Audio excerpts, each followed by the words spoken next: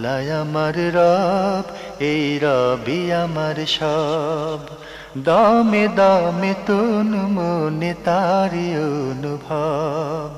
তোমার দুনিয়াতে আমি যেদিকে তাকাই, অথই নিয়ামতে ডুবে আছি সবাই। পাক পাখালির গানে শুনি তসবি কলো রব, তসবি কলো রব। আল্লাহ আমার রব, এই রবি। আসসালামু আলাইকুম, আলহামদুলিল্লাহ, আসসালাতু ওয়াসসালামু আলা রাসূলিল্লাহ। প্রিয় দর্শক, আপনারা যারা দেশে আছেন প্রবাসে, সবাইকে জানাই অনেক অনেক প্রীতি ও শুভেচ্ছা। শুরু হলো এনটিভি আয়োজিত এবং লাভ হলো নিবেদিত অনুষ্ঠান আপনার জিজ্ঞাসা। আপনাদের সাথে আছি আমি জয়নুল আবেদিন আজাদ, আর আপনাদের মনে জাগা প্রশ্নের জিজ্ঞাসার জবাব দিচ্ছেন বিশিষ্ট আলেম ডক্টর মোহাম্মদ সাইফুল্লাহ। আসসালামু আলাইকুম ওয়া রাহমাতুল্লাহি ওয়া বারাকাতুহু। প্রিয় দর্শক, চলুন তাহলে জিজ্ঞাসার জগতে। শুরুতে একটি চিঠি পাঠিয়েছেন মোহাম্মদ আনোয়ার হোসেন, কুমিল্লার লাকসাম থেকে। লিখেছেন, আইয়ামে বীজের সম সম্পর্কে জানতে চাই। আইয়ামুল বীদ হচ্ছে মাসের 13, 14 এবং 15 তারিখকে বলা হয় থাকে আরবি মাসের। যেহেতু এই দিনগুলোতে চাঁদের আলো একেবারেই উজ্জ্বল থাকে, এটা একেবারে শুভ্র সাদা হয়ে থাকে রাতটা, এই জন্য এর নাম হচ্ছে আল-লায়ালি আল-বীদ, মানে সাদা রাতগুলো, শুভ্র রাত, হ্যাঁ, তো আলোকিত রাত। এই জন্য এটাকে আইয়ামুল বীদ অথবা লায়ালিল বীদ বলা হয়ে থাকে। তো এই দিনগুলোর সিয়াম পালন করা সমস্ত উলামায়ে কেরামের ঐক্যমতে এটি সুন্নাহ।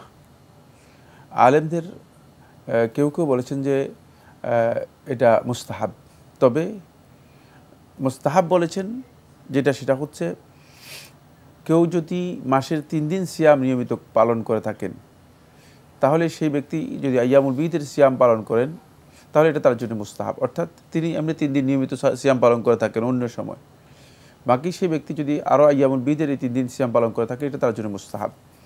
আর যদি কেউ মাসের 3 দিনের সিয়াম আইয়ামুল বীদের মধ্যে, মানে আইয়ামুল বীদের এই রাতগুলোর মধ্যে বা এই দিনগুলোর মধ্যে নির্দিষ্ট করেন, তাহলে তার জন্য সুন্নাহ হচ্ছে তিনি এই 3 দিনের সিয়াম পালন করবেন। এটা ওয়াজিব বা ফরজ নয়। রাসূলুল্লাহ সাল্লাল্লাহু আলাইহি ওয়াসাল্লামের ফজিলতের কথা উল্লেখ করেছেন, সহিহ রিওয়ায়াত দ্বারা সাব্যস্ত হয়েছে। রাসূলুল্লাহ সাল্লাল্লাহু আলাইহি ওয়াসাল্লাম বলেছেন যে এই 3 দিনের সিয়াম পালন করলো, তাহলে সে পুরা বছর অথবা পুরা জীবনে যে সিয়াম পালন করার ফজিলত আছে সেই ফজিলত লাভ করবে। তবে এই ফজিলত ফরজ সিয়ামের ফজিলত নয়, নফল সিয়ামের ফজিলত লাভ করবে। মানে এর অর্থ কী, যে কথাটা পরে বললাম, এর অর্থটা কী? এর অর্থটা হচ্ছে এই যে কোনো ব্যক্তি যদি রমাদান মাসে সিয়াম পালন করে, রাসূলুল্লাহ সাল্লাল্লাহু আলাইহি ওয়াসাল্লাম হাদিসের মধ্যে এসেছে, সহিহ মুসলিমের রাওয়ায়াতের মধ্যে বলেছেন যে মান সামা রমাদান, যে রমাদান মাসে সিয়াম পালন করলো, সুম্মা আতবাহু সিত্তাম মিন শাওয়াল, তারপরে শাওয়াল মাসের 6টি সিয়াম পালন করলো, ফাকাআন্নামা সামাদ দাহর। রাসূলুল্লাহ সাল্লাল্লাহু আলাইহি ওয়াসাল্লাম বলেন সে ব্যক্তি কাআন্নামা সামাদ দাহর, মনে হলো যেন সে সারা মানে জীবন অথবা সারা বছর সিয়াম পালন করলো। এই হাদিস থেকে বোঝা যায় এটা হচ্ছে ফরজ সিয়ামের ফজিলত, মানে পুরা বছর ফরজ সিয়াম পালন করা যে ফজিলত রয়েছে সেই ফজিলত পাবে। কিন্তু আইয়ামুল বীদের ব্যাপারে রাসূলুল্লাহ সাল্লাল্লাহু আলাইহি ওয়াসাল্লাম যে ফজিলতের কথা উল্লেখ করেছেন, সেই ফজিলত হচ্ছে ফাকাআন্নামা সামাদ দাহর আও ফাসামাদ দাহর আও সামাদ দাহরান। যে এই যে রিওয়ায়াতগুলো এসেছে, এই রিওয়ায়াতগুলোর অর্থ হচ্ছে এই যে তিনি পুরা বছর নফল সিয়াম পালন করা যে ফজিলত রয়েছে সেই ফজিলত লাভ করবেন। খুবই সুস্পষ্ট বিষয় এবং খুবই সুন্দর বিষয় আমরা জানলাম। প্রিয় দর্শক, আরও লিখেছেন, হযরত আলী রাদিয়াল্লাহু তাআলা আনহু মোটা বস্ত্র পরিধান করতেন এবং তিনি বলতেন মোটা বস্ত্র নাকি ওনাকে অহংকার থেকে মুক্ত রাখে এবং সালাতে বিনম্র ও মনোযোগী হতে সহায়তা করে। এই তথ্য কি সঠিক? অনেকেই এই ধরনের মোটা কাপড় বা বস্ত্র পরিধান করতেন, এটা সাব্যস্ত হয়েছে। এটা অনেক ক্ষেত্রে মানুষের জন্য বিনম্রতার অথবা মানুষের জুহুদ, মানে আখিরাতমুখী এবং দুনিয়ার যেই মোহ আছে সেই মোহ থেকে নিজেকে আলাদা করার একটা মানে পরিচায়ক বা প্রমাণ গ্রহণ করে। বাকি উদ্দেশ্যটা যদি এমন হয় যে মোটা বস্ত্র পরেছেন, সামর্থ্য আছে, সব কিছুই আছে, নিজেকে আলাদা করে নেওয়ার জন্য, নিজের পরিচয়টাকে ভিন্ন করে দেওয়ার জন্য, তাহলে কিন্তু মানে এতে বিনম্রতা আসবে না, কোমলতা আসবে না, বরং অহংকার এসে যাবে। মানে মোটা বস্ত্রের কারণে যে অহংকার মানে মুক্ত হয়ে যাবে, হ্যাঁ প্রদর্শনে চলে যাবে, সেটা অহংকার এসে যাবে।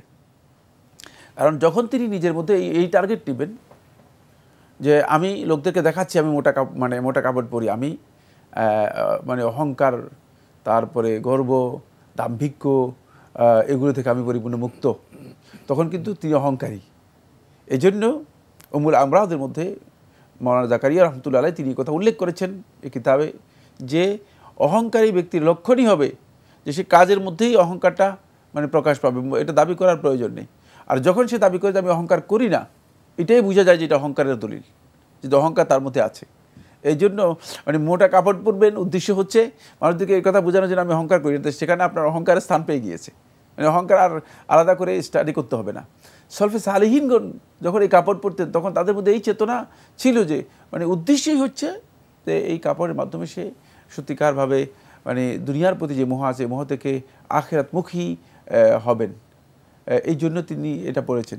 কিন্তু এখন আপনার সামর্থ্য আছে, সব কিছু আছে, উদ্দেশ্য হচ্ছে লোকদেরকে দেখানোর জন্য যে আমি মানে অহংকার মুক্ত হয়েছি। কি দিয়ে অহংকার মুক্ত হয়েছেন? অন্তর থেকে অহংকারকে কি করেন নাই, বিচ্ছিন্ন করেন নাই, অন্তর থেকে অহংকারকে দূর করেন নাই, ও দূর করেছেন আপনি কাপড় বাড়ি পরেছেন লোকদেরকে দেখানোর জন্য। যদি এটা উদ্দেশ্য হয়ে যায় তাহলে কিন্তু কোমলতা, অহংকার মুক্ত অবস্থা তৈরি হবে না।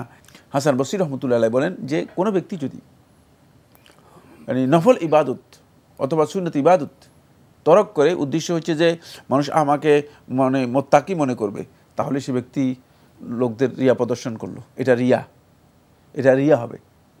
মানুষের প্রতি লক্ষ্য করে কোনো ইবাদত তরক করা, এটাও রিয়া অন্তর্ভুক্ত হবে। এই জন্য আপনি যখন মানে পোশাকের মধ্যে আপনি মানুষের দৃষ্টি নিয়ে আসবেন, উদ্দেশ্য হচ্ছে মানুষ আমাকে দেখুক যে আমি অহংকার মুক্ত হয়েছি কীভাবে, তাহলে এটা আপনার রিয়া হয়ে যাবে। বাকি আলী ইবনে আবি তালেব রাদিয়াল্লাহু থেকে এই নস সুস্পষ্ট সাব্যস্ত হয়েছে, আমার কাছে কোনো মানে ডকুমেন্ট নেই, এটা তাহকিকের বিষয় রয়েছে। কিন্তু সালাফদের অনেকেই ঠিকই বলেছেন আপনি, সালাফদের অনেকেই মোটা বস্ত্র পরতেন এবং তাদের মানে অন্তরটাকে তারা আগে পরিচ্ছন্ন করেছে, বস্ত্র দিয়ে অহংকার মুক্ত হয় নাই। এই বিষয়টা খুব ভালো করে খেয়াল রাখতে হবে। জি, মানে সব ক্ষেত্রে আমাদের সবসময় জি বান্দা থাকতে হবে। জি বান্দার চেতনাটার মধ্যে সবচেয়ে গুরুত্বপূর্ণ। আর আমাদের দেশে যে আবহাওয়া, এখানে তো মোটা বস্ত্র পরিধান করা খুব কষ্টকর। আমাদের আবহাওয়ায় যে প্রচলন, যেটা আমাদের মোটা বস্ত্র পড়তে পারি না, এত গরম আমাদের দেশে, তো এখানে তো পড়ার প্রশ্নই আসে না। মানে পোশাকের ক্ষেত্রে মূলনীতি কী? মূলনীতি হচ্ছে পোশাক মানে সমস্ত মানে মালাবেস যেগুলো আছে, এটা তাতাআল্লাক বিল আরাফ, এগুলো সবটাই উরফ আদাতের সাথে সম্পৃক্ত, প্রচলন। সুতরাং উরফের বাইরে গিয়ে নতুন কোনো পোশাক দিয়ে যদি কেউ যদি মনে করেন যে তিনি এর মাধ্যমে নতুন কিছু অ্যাচিভ করবেন, এখানে কোমলতা আসবে, এখানে বুজুর্গি আসবে, এখানে তাকওয়া অর্জন করার কোনো পথ বেরিয়ে আসবে, তাহলে তার এই বক্তব্য একেবারেই ভুল, এটা মোটেও শুদ্ধ নয়। জি, আমরা জানলাম এলাকার দেশের যেটা প্রচলন আদাত, সেটাও একটি গুরুত্বপূর্ণ বিষয়। প্রিয় দর্শক লিখেছেন, কোনো মহিলা যদি মসজিদে গমনের উদ্দেশ্যে সুগন্ধি ব্যবহার করে তবে তা ধুয়ে মুছে না ফেলা পর্যন্ত তার সালাত কবুল হবে না, এমন বক্তব্য কি সঠিক? না, এই জন্য কোনো বক্তব্য আছে আমার জানা নেই, এই বক্তব্য সঠিক নয়। বক্তব্যের যেই টেক্সট উল্লেখ করেছেন এই টেক্সটে কোনো বক্তব্য সহি কোনো বর্ণনায় আসেনি, আমার জানা নেই।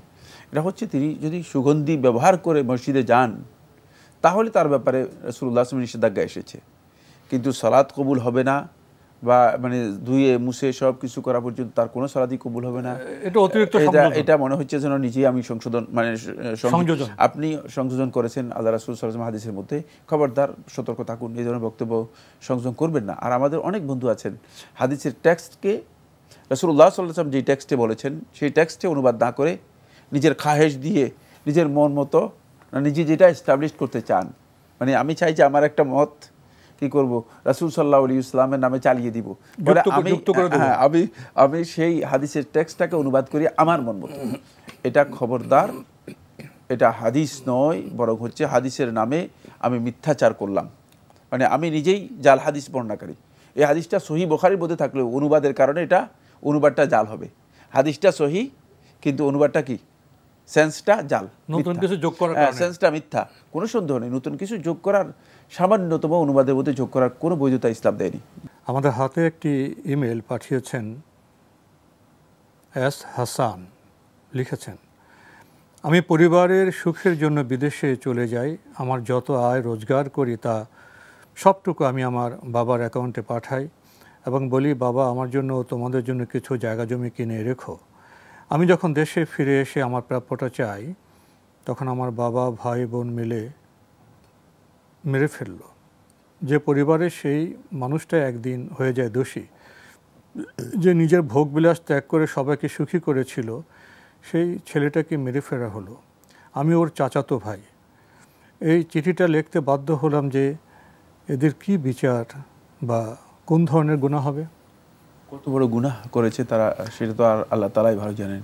কারণ একজন ব্যক্তিকে হত্যা করা, মানে মান কাতালা নাফসান বিগাইরি নাফসিন আও ফাসাদিন ফিল আরদ ফাকান্নামা কাতালা আন-নাস জামিআ, যে ব্যক্তি একটি নিষ্পাপ মানে প্রাণকে হত্যা করলো, একটি মানুষকে হত্যা করলো কোনো ধরনের হত্যার অপরাধ ছাড়া অথবা বিপর্যয় সৃষ্টি করার উদ্দেশ্যে, সে মনে হলো যেন গোটা মানব গোষ্ঠীকে হত্যা করলো। কিভাবে সম্ভব যে একান্ত মানে পরিবার পরিজনের লোক যাদেরকে আর্থিকভাবে সহযোগিতা করেছে তাদেরকে হত্যা করেছে? এর চেয়ে ভয়ঙ্কর অপরাধ আর কি হতে পারে? এটা সবচেয়ে বড় অপরাধ। আর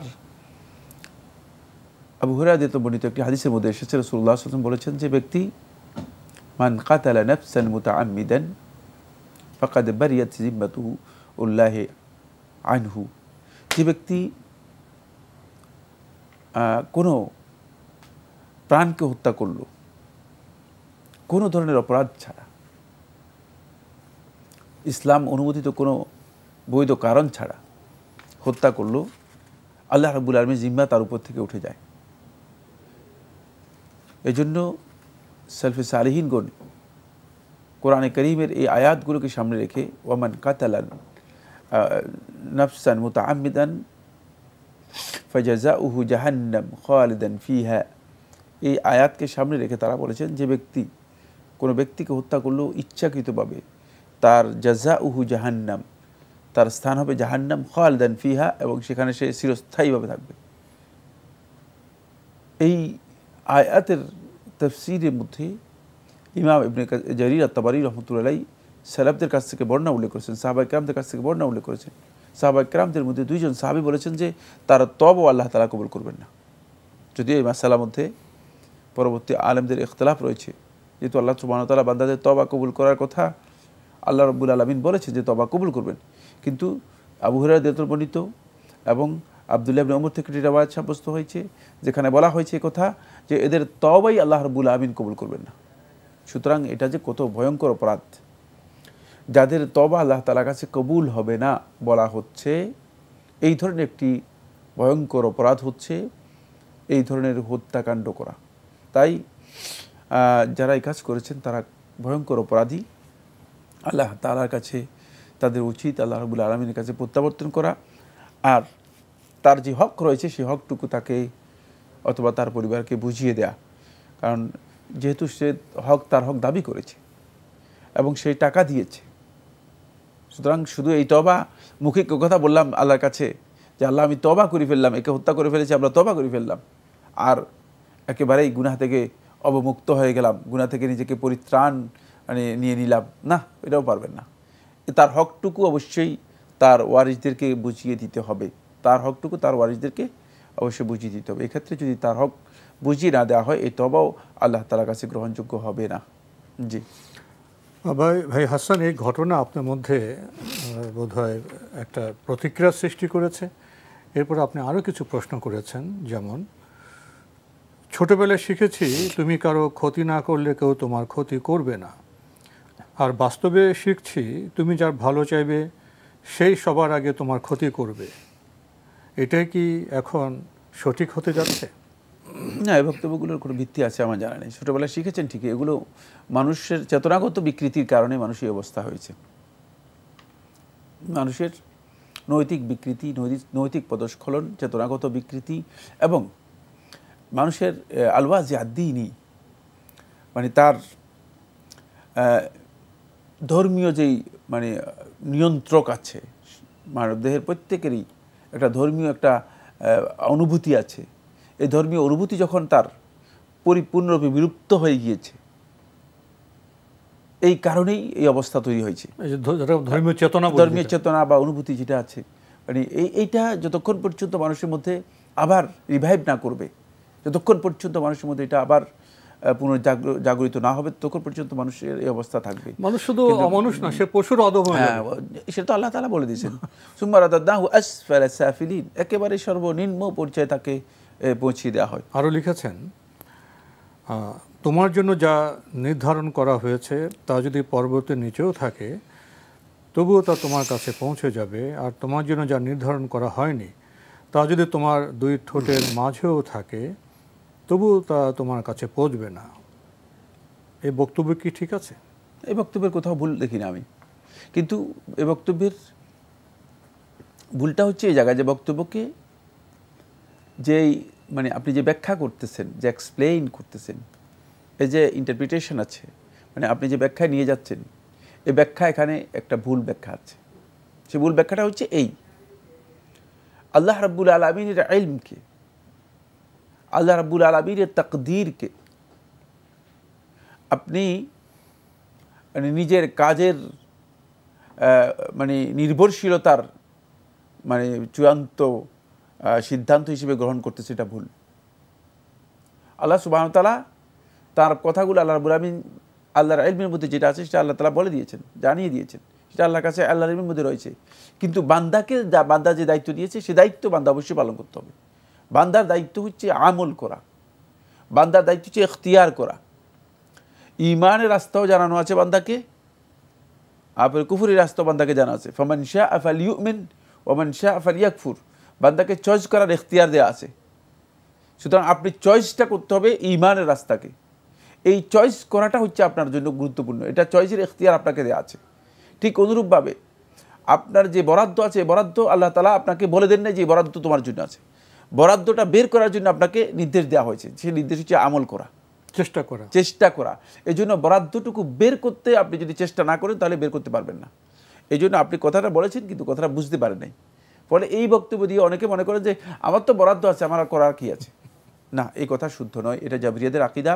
এটা আপনাকে ইখতিয়ার দেওয়া আছে, আপনার বরাদ্দটুকু আপনি কি করতে হবে, বের করে আনতে হবে। বস্তু এখানে আছে, আমাকে তো হাত বাড়িয়ে নিতে হবে, বরাদ্দ বস্তুটাকে আপনাকে বের করতে হবে। আমি যে হাত বুকে রেখে দেই, আমি কিভাবে নেব? জি জি, এই তাকদীরকে এই ক্ষেত্রে তোষারোপ করার কোনো যুক্তি নেই, কারণ আপনাকে কিছু ইখতিয়ার দেওয়া আছে, সেই ইখতিয়ারটুকু অবশ্যই আপনাকে করতে হবে, পালন করতে হবে।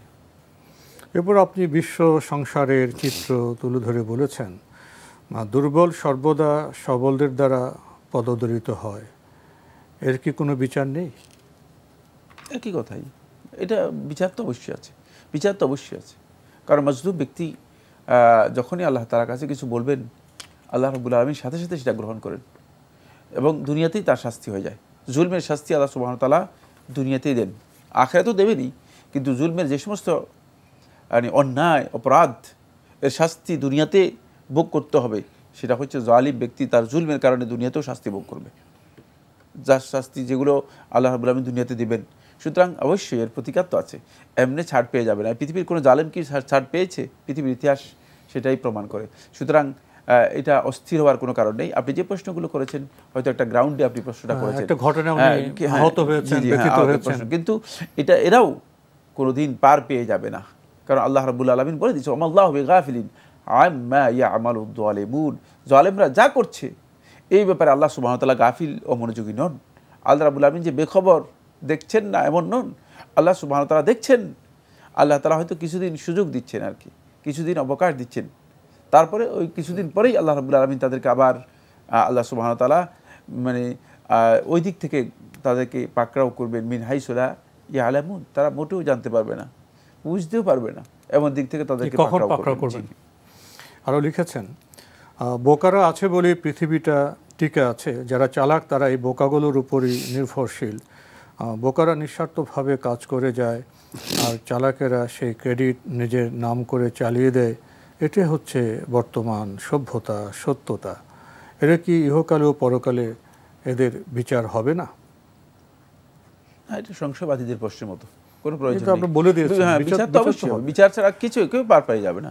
বোকা টোকার কোনো বিষয় না এখানে। প্রিয় একেবারে দর্শক, মানুষ হলেই তার অবশ্যই বিচারের মুখোমুখি হতে হবে। আপনি একটি ঘটনায় আপনার মধ্যে একটি প্রতিক্রিয়া সৃষ্টি হয়েছে। আপনি পৃথিবীকে, বিচার ব্যবস্থাকে একটি দৃষ্টিভঙ্গিতে দেখছেন। আরেকটি হলো শাশ্বত বিধান। শাশ্বত বিধানের আলোকে তো পৃথিবীতেও বিচার হয়, পরকালও তো বিচার অবশ্যই হবে অন্যায়ের, অবিচারের। আপনার আরও কিছু প্রশ্ন রয়েছে, আমরা সেগুলো অন্য সময় দেওয়ার চেষ্টা করব। ভাই হাসান, আমাদের হাতে একটি চিঠি পাঠিয়েছেন মোহাম্মদ হাবিবুর রহমান, রাঙ্গামাটি থেকে লিখেছেন, অনেক মুসল্লিগণ নামাজ পড়েন মনে মনে, মুখ বন্ধ রাখেন, তার নামাজ কি হবে? না, স্যার, সলাৎ হচ্ছে না। সলাতের জন্য শর্ত হচ্ছে কেরাত থাকতে হবে। সলাতের ব্যাপারে আল্লাহ সুবহানাহু ওয়া তাআলা কোরআনে কারীমে বলেছেন ফাকরাউ মা তায়াসসারা মিনাল কুরআন, অন্য আয়াতে বলেছে ফাকরাউ মা তায়াসসারা মিনহু। রাসূলুল্লাহ সাল্লাল্লাহু আলাইহি ওয়াসাল্লাম বলেছে যে লা সলাতা লিমান লাম ইয়াকরা, যে পড়বে না। পড়ার জন্য শর্ত হচ্ছে অবশ্যই উচ্চারণ থাকতে হবে, শব্দ থাকতে হবে, ঠোঁট নড়তে হবে, অন্তত নিজে শুনতে হবে। মনে মনে কোনো পড়া নেই, মনে মনে কোনো পড়া নেই। সুতরাং কোনো ব্যক্তি যদি উচ্চারণ না করে থাকেন তাহলে তার এই সলাৎ হবে না। কেরাত অবশ্যই শর্ত। জি, তো আজকে আমাদের এখানে শেষ করতে হচ্ছে। আপনাকে অনেক ধন্যবাদ। আপনাকে অনেক ধন্যবাদ। প্রিয় দর্শক, আমরা দেখছিলাম এনটিভি আয়োজিত এবং লাভ হেলো নিবেদিত অনুষ্ঠান আপনার জিজ্ঞাসা। আমাদের এই অনুষ্ঠান আপনারা এনটিভি অনলাইনেও দেখতে পারবেন। ভিজিট করুন www.ntvbd.com। এছাড়া ইউটিউবে এবং আমাদের ভেরিফাইড ফেসবুক পেজে অনুষ্ঠান দেখতে পারবেন। আমাদের জীবন বিচিত্র, প্রশ্ন বিচিত্র। শেষে এসে আমরা নামাজ সম্পর্কে খুবই গুরুত্বপূর্ণ একটি প্রশ্ন পেয়েছি। মনে মনে নয়, আমাদের যে কেরাত আছে সেটা উচ্চারণ করতে হবে, অন্তত নিজে শুনতে হবে। আসুন, নামাজ প্রসঙ্গে আমাদের আরও অনেক গুরুত্বপূর্ণ বিষয় জানার আছে, কিন্তু আমরা সময় ব্যয় করে, একটু কষ্ট করে সে বিধানগুলো জানার চেষ্টা করব কি? চিঠি লিখুন, প্রশ্ন পাঠান আমাদের ঠিকানায়। পরিচালক আপনার জিজ্ঞাসা, এনটিভি, বিএসসিসি ভবন, 7ম তলা, 102 কাজী নজরুল ইসলাম অ্যাভিনিউ, কারওয়ান বাজার, ঢাকা 1215। ইমেল অ্যাড্রেস আপনার জিজ্ঞাসা @ntvbd.com। প্রিয় দর্শক, মহান আল্লাহ আমাদের সবাইকে নিরাপদে রাখুন, রাখুন শান্তিতে। আসসালামু আলাইকুম। আল্লাহ আমার রব, এই রবি আমার সব, দামে দামে তুন মনে তারি অনুভব। আল্লাহ আমার রব, এই রবি আমার সব।